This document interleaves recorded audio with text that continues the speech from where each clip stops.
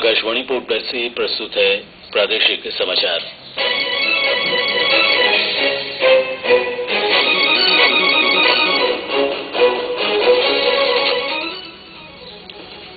गृह मंत्री राजनाथ सिंह ने कहा है कि आतंकवाद को अच्छे और बुरे वर्गों में रखने की पाकिस्तान की नीति पूरी तरह विफल रही है। उपराज्यपाल लेफ्टिनेंट जनरल ए.के. सिंह ने कल नई दिल्ली में नागरिक उड्डयन मंत्री के साथ मुलाकात कर कई महत्वपूर्ण मुद्दों पर चर्चा की। लघु उद्योग संघ ने द्वीप समूह में लकड़ी पर आधारित लघु उद्योगों को पुनर्जीवित करने के लिए ठोस कदम उठाए जाने की मांग की है। राज्य सहकारी यूनियन के अध्यक्ष कुलदीप राय शर्मा ने सहकारिता की मूल भावना के प्रति और अधिक जागरूकता की आवश्यकता पर बल दिया है और एमवी स्वराजदीप के आज दोपहर तक पोर्ट ब्लेयर पहुंचने की संभावना है।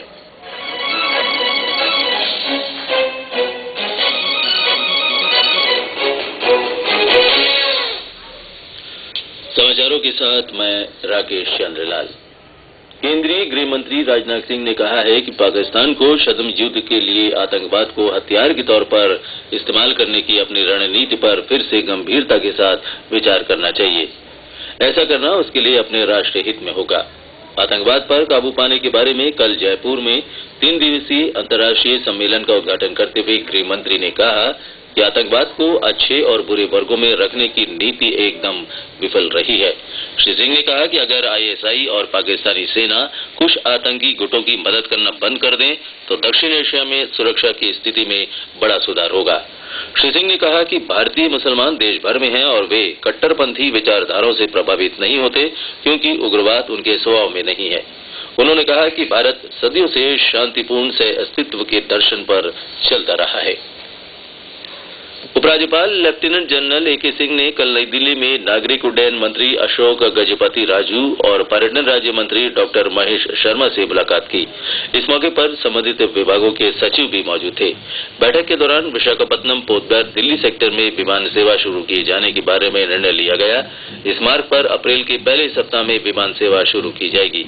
इसके अतिरिक्त चेन्नई और पोर्ट ब्लेयर के बीच चार्टर्ड फ्लाइट की संख्या बढ़ाने पर विचार के लिए मंत्रालय ने सहमति व्यक्त की। बैठक में फैसला किया गया कि अंडमान निकोबार प्रशासन पोर्ट ब्लेयर में रात्रि के समय विमान सेवा संचालित करने के बारे में नागरिक उड्डयन महानिदेशालय से स्वीकृति प्राप्त करेगा। द्वीप समूह में पवनहंस हेलीकॉप्टर सेवा में 2 और हेलीकॉप्टर शामिल किए जाने के मुद्दे पर भी चर्चा हुई। लघु उद्योग संघ के संयुक्त सचिव अभिजीत अग्रवाल ने द्वीप समूह में लकड़ी पर आधारित लघु उद्योगों को पुनर्जीवित करने के लिए प्रशासन से एक ठोस कदम उठाए जाने की मांग की है। कल पोर्ट ब्लेयर में मीडिया को संबोधित करते हुए उन्होंने कहा कि वन विभाग की ओर से इन उद्योगों के प्रति नकारात्मक दृष्टिकोण अपनाए जाने की वजह से इन्हें काफी परेशानियों का सामना करना पड़ रहा है। उन्होंने कहा कि वन विभाग का कहना है कि अब लकड़ी पर आधारित सभी लघु इकाइयों को उद्योग विभाग के साथ साथ वन विभाग में भी पंजीकरण कराना अनिवार्य होगा, अन्यथा उन्हें लकड़ियों की आपूर्ति नहीं की जाएगी। उन्होंने कहा कि प्रधानमंत्री नरेंद्र मोदी स्पष्ट कर चुके हैं कि सैकड़ों वर्ष पुराने अनावश्यक कानूनों को हटाकर नई व्यवस्था करना जरूरी है, लेकिन स्थानीय प्रशासन का वन विभाग उन्हीं पुराने कानूनों का सहारा लेकर लघु औद्योगिक इकाइयों के लिए समस्या पैदा करने पर उतारू है। श्री अग्रवाल ने कहा कि समय रहते यदि संबंधित लघु इकाइयों को बचाने के लिए उचित कदम नहीं उठाए गए तो ये विवश होकर बंद हो जाएंगी और भारी संख्या में लोग बेरोजगारी के शिकार हो जाएंगे। शिक्षा विभाग की ओर से द्वीप समूह के विद्यार्थियों के लिए संयुक्त प्रवेश परीक्षा और प्री मेडिकल तथा प्री डेंटल की प्रवेश परीक्षा की विशेष कोचिंग कक्षाएं चलाई जा रही हैं।